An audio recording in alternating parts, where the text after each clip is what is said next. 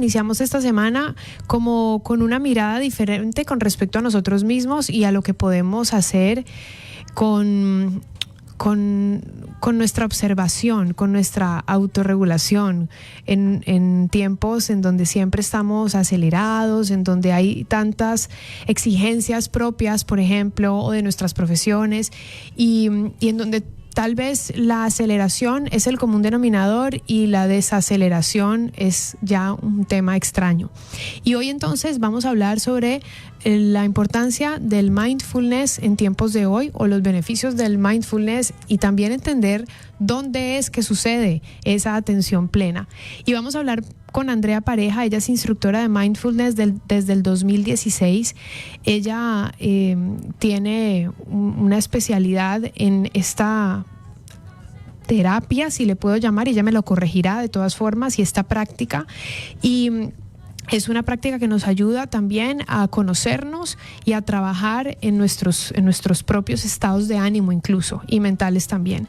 Así que, Andrea, bienvenida, gracias por compartir con nosotros hoy en La Lupa y arrancar un lunes así. El lunes que está siempre tan cargado de información, titulares, unas fuerzas como muy potentes de lo profesional, de exigencias, de planificación, y tú hoy nos vas a decir calma.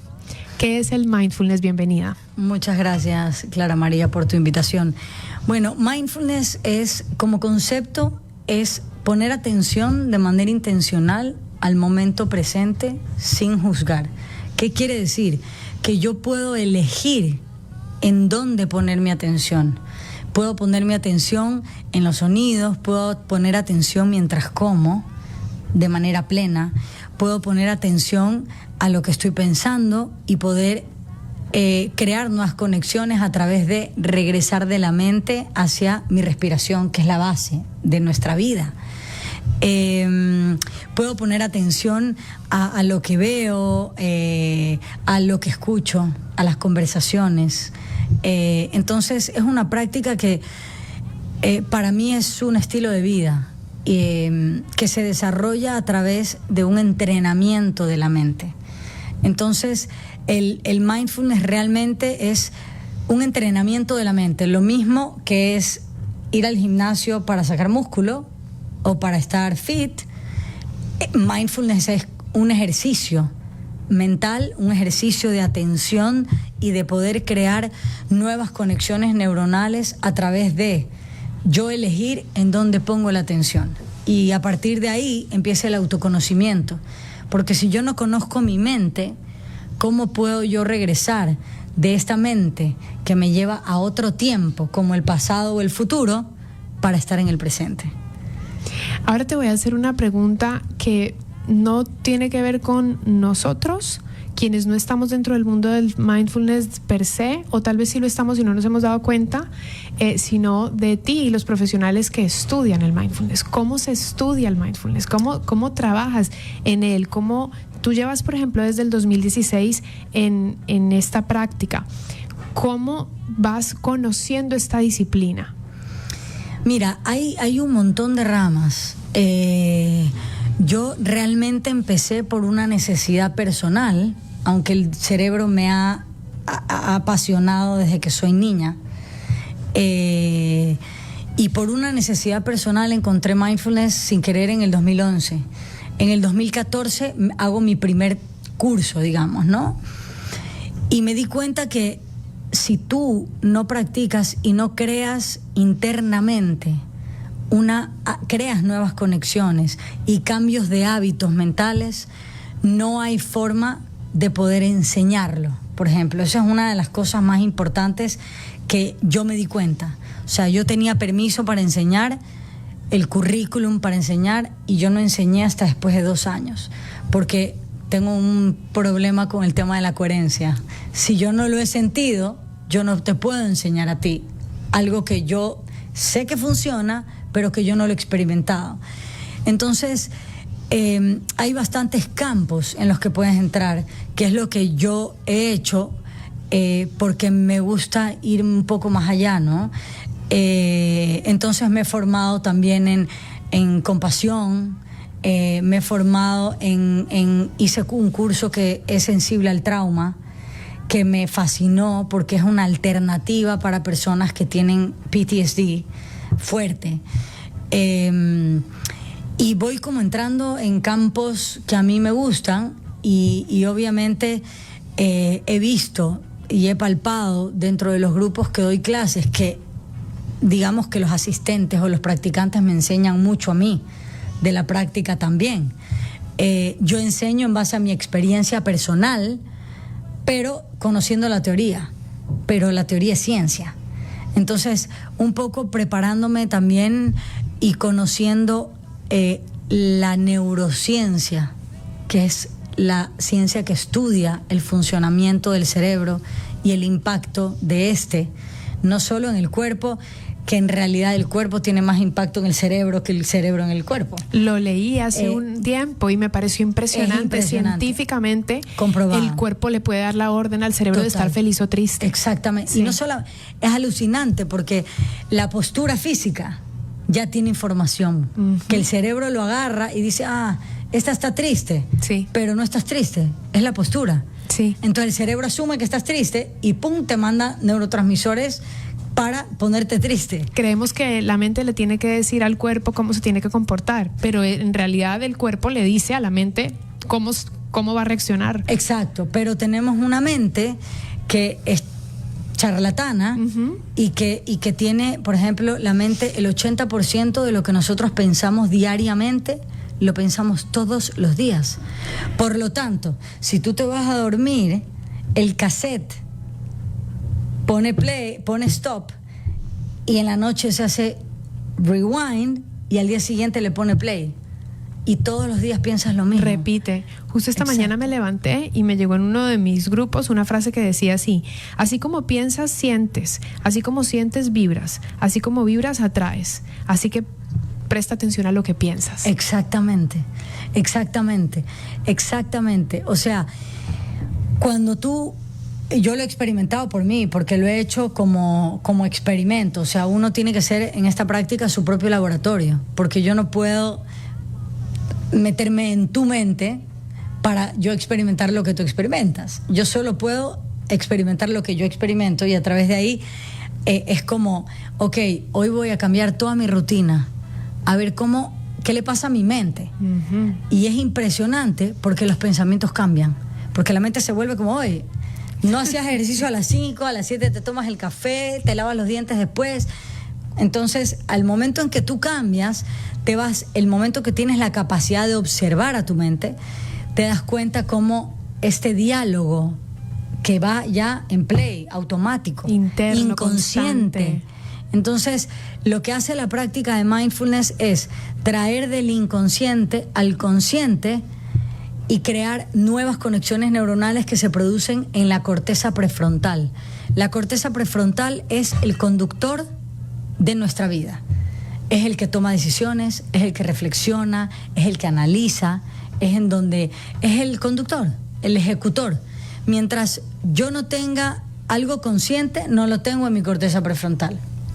Pero esta práctica te ayuda a crear conciencia de lo que estoy pensando, porque si tú todo el día te das cuenta, hay herramientas obviamente que se da en esta práctica, que puedo observar mi mente, lo miro sin juzgar al pensamiento y regreso mi atención a lo que estoy haciendo, si es que estoy en mi cotidiano vivir o si estoy en la práctica formal, que es meditar. Puedo observar el pensamiento sin juzgarlo, que es lo que más hacemos, para regresar a mi respiración. Entonces ahí es como que tú estás ayudando a tus neuronas a crear un nuevo camino neuronal. Y es posible que ese camino automático se reduzca y se debilite para crear uno nuevo, que va a ser el nuevo donde vas a recorrer. Cuando tú haces énfasis en sin juzgarlo, y lo dijiste 2 veces, deduzco que es algo y un elemento muy importante del mindfulness. ¿Y por qué es? Porque en ese juicio de valor, ¿qué pasa? ¿Me distraigo más? ¿Me voy por otros caminos? ¿Qué pasa en ese juicio de valor del pensamiento? Cuando tú, en el 80% de lo que piensas, que es tu autobiografía, tus creencias, vienen pensamientos automáticos como qué tonta que soy, no valgo, no, este proyecto no me va a salir, y son cosas como automáticas. Entonces, cuando yo me juzgo de esa manera, creo emociones a través de mis pensamientos. O sea, imagínate que de tu vida, en tu día, solo el 20% de lo que nos pasa viene de afuera. Solo el 20%. El resto es causado por la mente. Por lo tanto, el 20% es, hoy tengo un almuerzo. Este es el plan de trabajo para la radio. Mañana me voy de viaje. Pero el resto son pensamientos automáticos de qué fea me veo, no le gusto a nadie, qué tonta que soy, no valgo, no me va a salir el proyecto, y este bla bla bla bla que le llaman, es como un monkey mind que va de un pensamiento al otro y crea historias que como luego pendular, se vuelven dices, automáticas. como un pensamiento pendular. No, salto de un pensamiento al De uno a otro. otro. Y es automático cuando no tengo conciencia. Cuando tú lo ves, es como, yo pensaba eso, entonces cuando viene el pensamiento y empiezo a juzgarlo, yo al pensamiento lo llevo a su categoría. Por ejemplo, dame un ejemplo concreto. ¿Qué es un pensamiento para ti? Pues me imagino una afirmación de mi mente, de mi cerebro, un statement, no sé. Y el statement viene con juicio. Sí, por lo general. Si es bueno, si es malo, si es bonito, si es feo. O preguntas. Que también las preguntas vienen sin querer, automáticamente con una respuesta después, con juicio.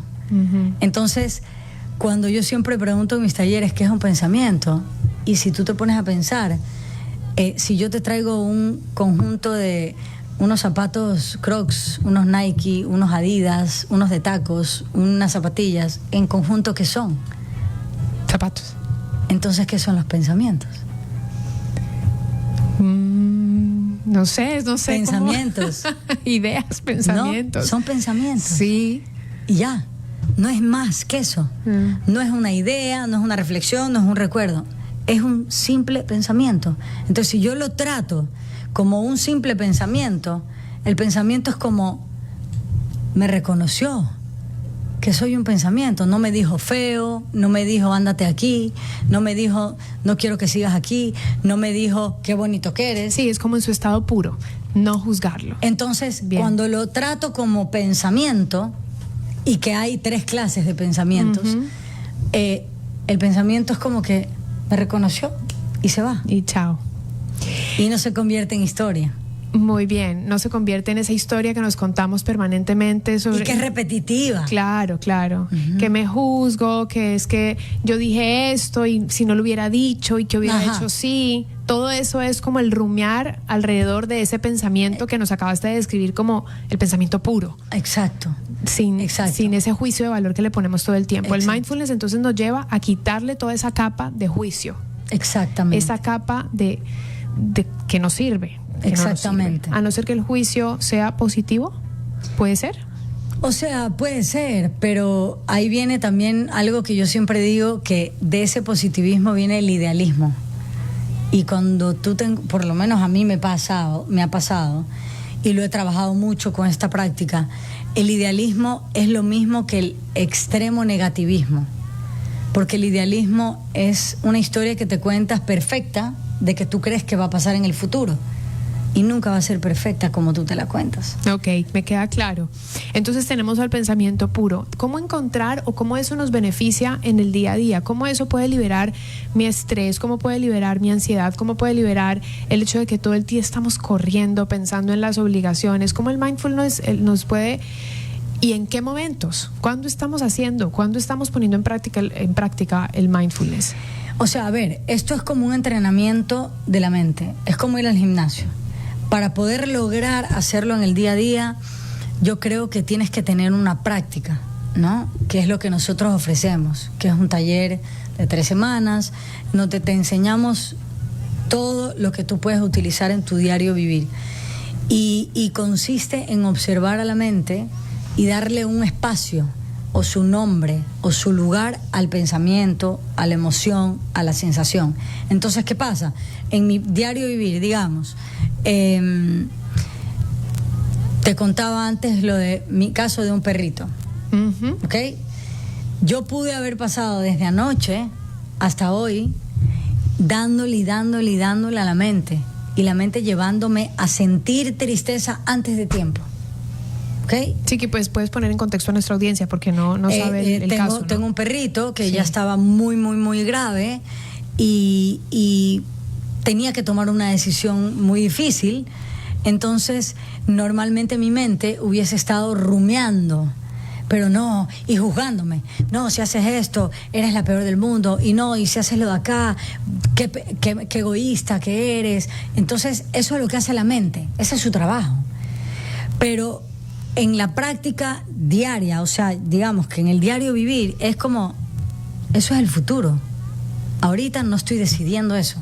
Cuando me toque, lloro, sentiré ansiedad, sentiré la tristeza y me tocará tomar la decisión. Y luego de eso lo tengo que soltar, porque eso se vuelve pasado. Imagínate cuánto entonces no le sirve a uno el mindfulness para el insomnio. Si en el insomnio lo que uno está haciendo es rumiar y pensar en mil cosas. Exacto. Si en tu día a día tú meditaras, digamos, todo eso que tú piensas por la noche, lo piensas mientras meditas.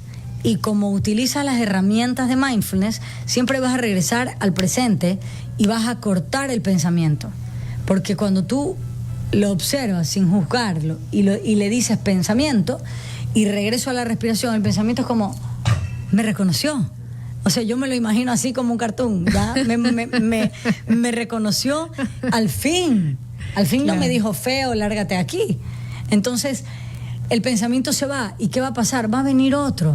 Y va a venir otro porque la mente nunca deja de pensar. Nunca. Eso que la mente está en blanco no existe.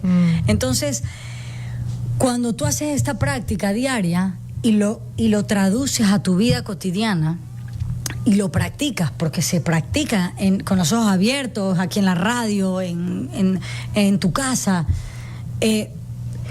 tienes la capacidad, en la medida que entrenas, tienes la capacidad de observar el pensamiento. Y en ese momento tú le das su lugar sin rechazarlo, sin juzgarlo, y regresas a tu presente y dices, ok, eso es el futuro, todavía no estoy en eso. Es como vivir momento a momento.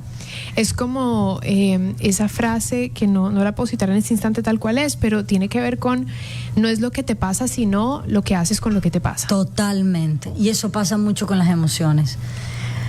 Nosotros tendemos, en esta práctica, logras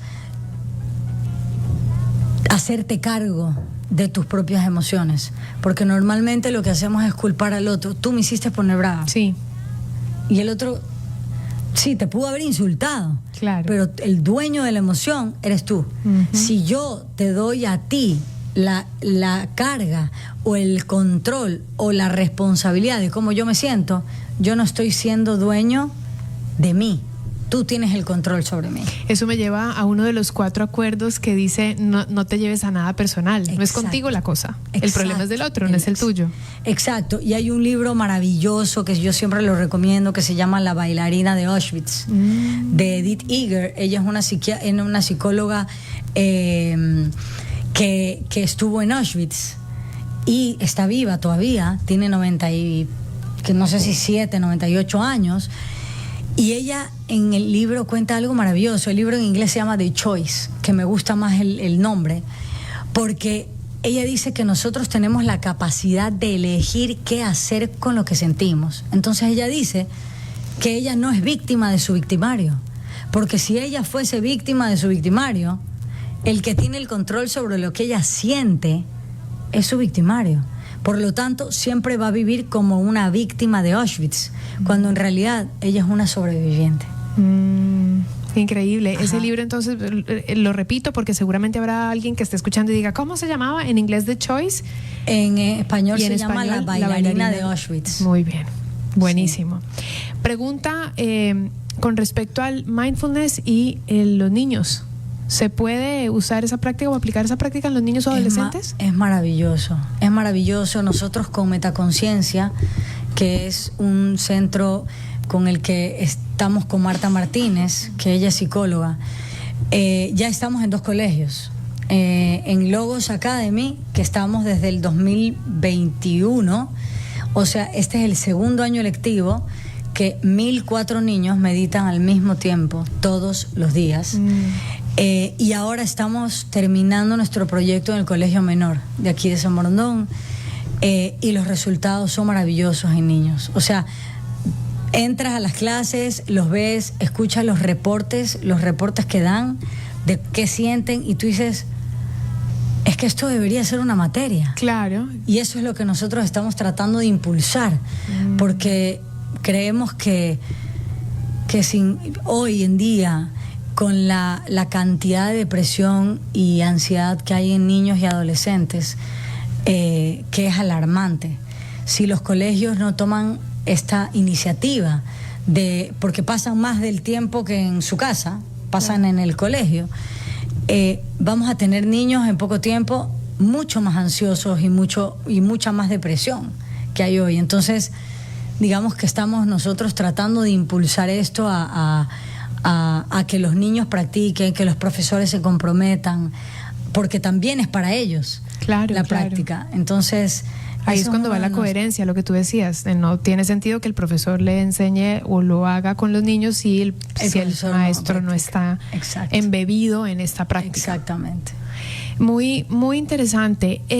El mindfulness, y ya también quiero que al final igual nos cuentes sobre Metaconciencia, que es el espacio donde tú y tu colega hacen estos cursos, nos puede llevar a... ¿Cuáles podrían ser los beneficios puntuales? Digamos, me lleva a la conciencia plena, me lleva a la paz, al presente. ¿A dónde me lleva? A ver, inicialmente esta es una práctica de atención. O sea, como yo siempre digo cuando doy talleres, si ustedes vienen a relajarse, mejor vayan a un spa, ¿ok? Porque vamos a aprender a observar a nuestra mente como principio básico y conectarnos a la respiración. Entonces, a la larga los beneficios son reducción de estrés y ansiedad y depresión, te enseña cómo autorregular las emociones, a conocerlas, porque somos muy ignorantes a nivel emocional. Las sensaciones del cuerpo, nosotros estamos muy desconectados del cuerpo, porque el día a día nos lleva todo a maquinar desde la mente y nos desconectamos del cuerpo, de si lo quiero hacer o no, de escuchar al cuerpo. Entonces, uno de los beneficios es conectarme con mi cuerpo a través de las sensaciones. Eso de que cuando te duele el estómago antes de una situación es porque eso no va bien por ahí y lo ignoras. Exacto. Claro. Exacto. O simplemente está como como que no, y decido sí, y sale todo mal. Ajá. Y tú dices, ¿por qué salió todo mal? Lo y intuí, no te das cuenta. Lo intuí y no lo escuché. Porque realmente, si me voy un poco más profundo, la sabiduría está en el cuerpo y no en la mente. Y las respuestas están en el cuerpo, no en la mente. La mente tiene su rollo ahí y nos sirve para recordar cosas puntuales, ¿no? Pero realmente el cuerpo es el que tiene toda la sabiduría. Entonces, uno de los beneficios es también conectarme con el cuerpo a través de una meditación que se hace, que se llama Body Scan, para poder lograr tener conciencia corporal, que no la tenemos. Body Scan, hago mi propio escaneo del cuerpo desde abajo hacia arriba, en todo. Exactamente. Y de ahí aumenta la concentración, aumenta la atención.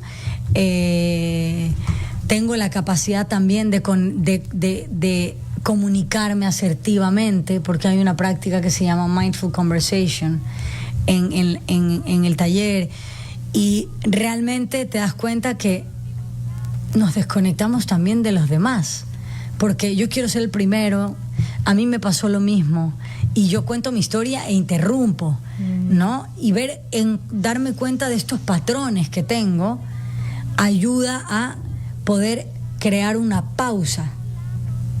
Y uno de los mayores beneficios es ese, aprender a no reaccionar de manera automática e impulsiva, sino de como dar internamente 2 pasitos para atrás y elegir, que eso también habla Edith Eger en La bailarina de Auschwitz, que es como yo elijo.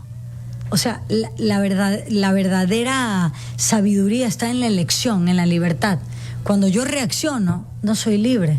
No. Porque es el piloto automático que eligió por mí. Claro.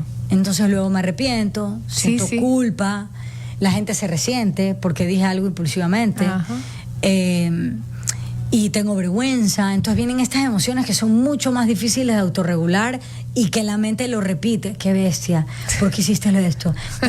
Viene la culpa, que es tan dura. Exacto. Claro. Entonces, además, el momento de aprender a realmente comunicarme de manera asertiva, que también es uno de los beneficios, es poderme conectar con los demás desde la compasión. Y al final, para mí, la cereza del pastel es el beneficio de poder desarrollar la compasión y la gratitud, que son 2 emociones y creo que son las únicas que se pueden desarrollar y se pueden cultivar. Y creo que hoy en día nos hace falta compasión, por eso hay tanta guerra y tanta maldad. Todavía hay bondad, pero creo que necesitamos ser más compasivos con los demás. Así que... Qué bonito escucharte, Andrea. Andrea Pareja es instructora de mindfulness. Con ella hemos hoy conversado y yo creo que, mira, casi que se me va el programa completo hablando contigo. Tú manejas Meta Conciencia. Tu cuenta de Instagram es Meta con 2T, Conciencia con C, conciencia sin SC.es, lo repito, metaconciencia.es, y tú estás junto con Marta, que es psicóloga, haciendo estos cursos de mindfulness, ¿cierto? ¿Nos quieres contar un poquito más o tal vez compartir algo adicional para que quien te haya escuchado y se haya sentido afinidad con todo lo que estás diciendo, tal vez pueda seguir la conversación? Por supuesto, mira, nosotros ella da en Vía La Costa, yo doy en San Borondón. Porque no tenemos un centro como tal fijo, ¿no? Ustedes se trasladan. Ajá. El taller dura 3 semanas, todos los días de lunes a viernes. ¿Es presencial? Presencial. O puede ser, yo he dado también por Zoom a gente de afuera. Ok. Y a gente que, por ejemplo, he tenido una persona que tenía ataques de pánico y no podía salir de su casa, se lo di por Zoom. Y me dio tanta satisfacción verla después de un par de semanas afuera de su casa, que me la encontré. Que la pudiste ayudar. Ajá. Dura 3 semanas. El taller consta de 15 clases, en donde abarca desde cómo conocer la mente, cómo conocer las emociones, cómo crear conciencia de las emociones, cómo siento las emociones, cómo autorregular las emociones, y luego llega al cuerpo, hasta que llegamos a la semana de la compasión y la gratitud, que es llegamos hasta ese lugar que es lo más bonito para mí, para poder aprender a cultivarla. Muy lindo. De ahí obviamente estamos en colegios, haciendo estos proyectos para poder tener mindfulness en instituciones educativas, y también hemos dado charlas y prácticas cortas realmente en empresas. Que también queremos entrar en empresas, o sea, Google, Nike, Apple, todos ellos tienen mindfulness dentro de su planilla, digamos, o su estructura laboral. Muy interesante. Eso es lo que hacemos. Muy interesante. No me arrepiento ni un poquito de haber elegido que este fuera el tema para comenzar esta semana, Andrea. Muchas gracias. Yo creo que nos dejas esa pregunta a todos los que estamos aquí contigo escuchándote, esa pregunta de ¿cuánto estoy yo mirándome? ¿Cuánto estoy yo teniendo conciencia de mi propio cuerpo? ¿Cuánto estoy escuchando mis emociones?